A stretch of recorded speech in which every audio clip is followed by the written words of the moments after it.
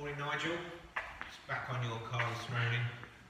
We've got you've got a bit of a coolant leak you may be aware of, you may have been topping it up. Obviously last night we split the gearbox and the engine and we had some coolant leaking out from the webbing.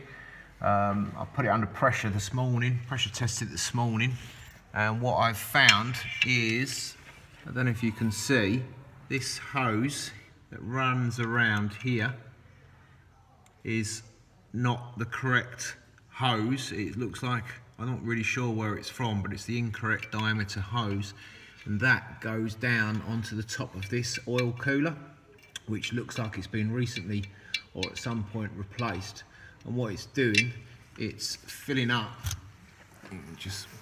there's like a little trough on here, it's filling up with coolant, as you can see, and then it fills up here, and then once it's full, it's trickling down here and then into your webbing between your gearbox and your engine, filling these ports up here.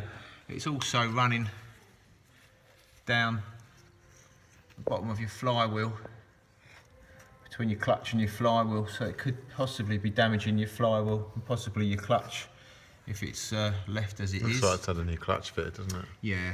That pipe is also kinked at the top, isn't it?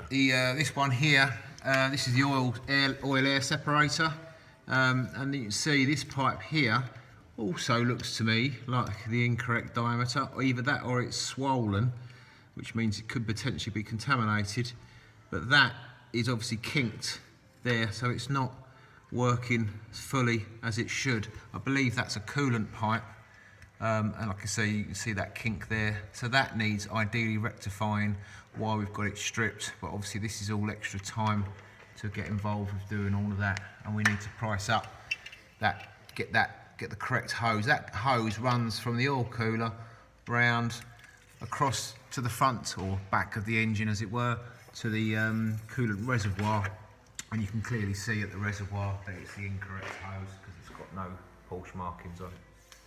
Speak to you soon.